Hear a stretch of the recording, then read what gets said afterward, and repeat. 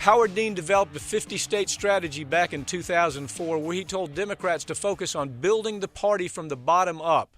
Local elections, according to Dean, were just as important as national elections. The Democrats didn't take his message to heart, but Republicans have. Joining me now to talk about that is David Hersh. David, I think probably the thing that should scare Americans the most is they're focused on Citizens United. They're focused on McCutcheon only affecting those elections at the very top. They think, okay, well, this only involves the presidency. It only involves the Senate, the big beltway races. Nothing's further from the truth, though. We see right now that we're going all the way down to county commissioners and school board members. Tell us what's happening out there. You know, Pap, the frightening thing about it is, and the leader in this area is really the Americans for Prosperity.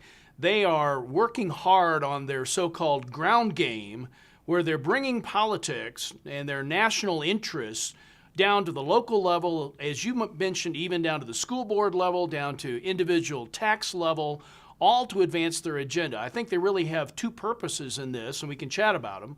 One is they have an interest in local elections, whether they're mayoral elections, whether they're city council elections, school board elections.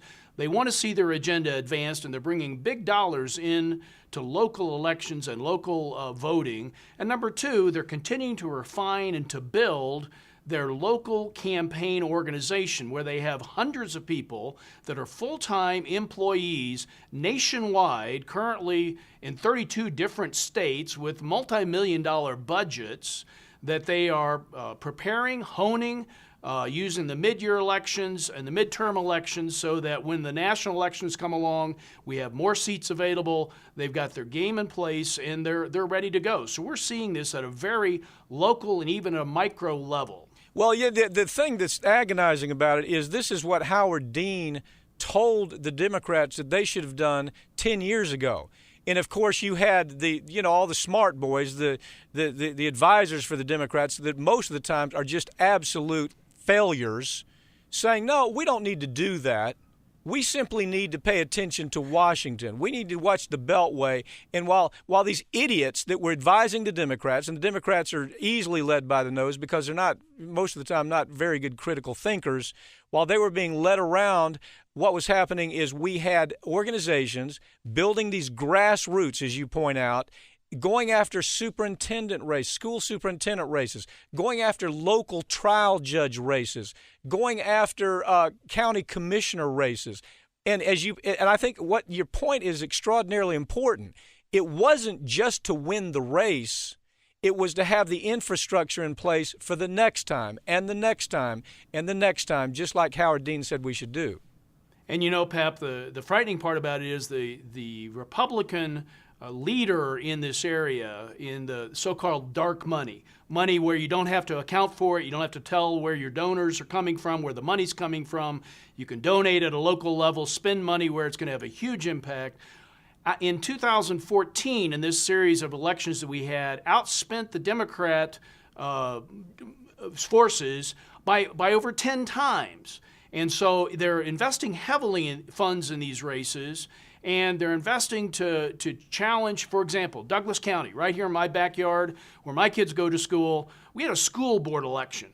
The school board election, the issue really ended up being a union issue.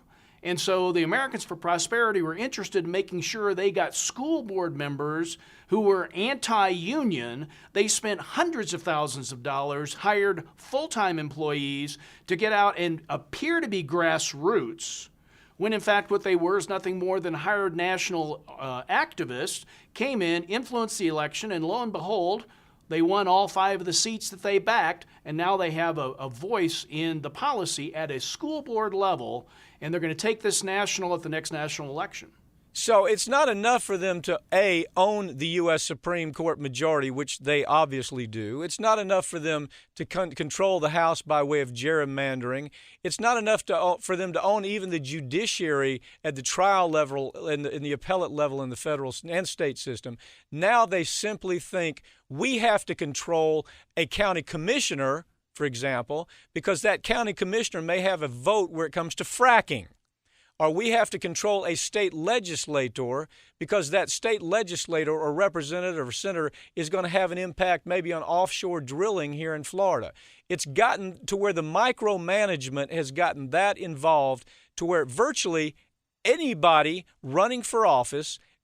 There's a case I just saw where the entire city was 50,000 people. 50,000 people. But you had this national money coming into that election in this mayor's race there in this city of 50,000 because this was a mayor who simply didn't take orders from big money. Lakeview, Minnesota is the city that you're talking about, where they have a population of 50,000. Big money was spent to influence the mayoral election over the union issues and whether or not they'd be able to bust the union, whether or not they'd be able to step back from the unions. We had Iron County, Wisconsin, Board of County Commissioners. What was the issue? Regulations over mining, whether or not they were going to have a pro or anti-regulation mining set of county commissioners. Columbus, Ohio, forgive me for this, Columbus, Ohio, a zoo tax.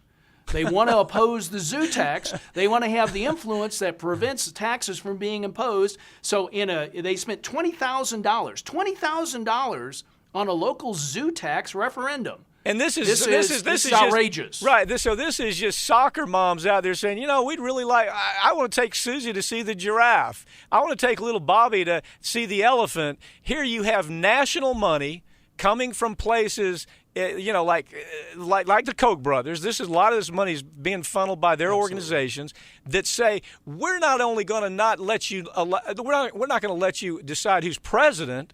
We're not going to let you decide who sits on the Supreme Court. We're not going to let you decide who the zoo master is there in your hometown. I mean, that's how crazy this has become. And the average American doesn't understand this influence of money yet, do they? Do not. The Koch brothers dumped money into Coralville, Iowa city council elections. 19,000 people in the city.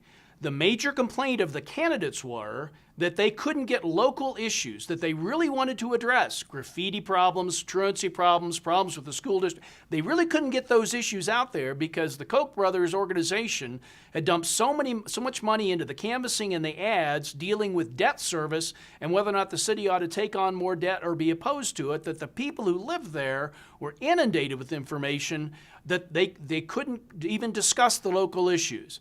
It's national politics that's playing out at the local level. And then, Pap, as I said, this is just a precursor. This game's been in place after the elections in 12. They reevaluated, they reshifted their strategies.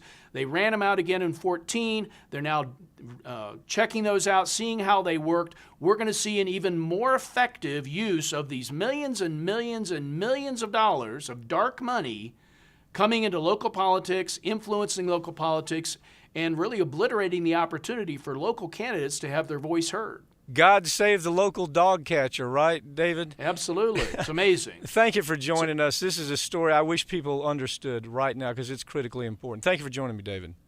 You bet.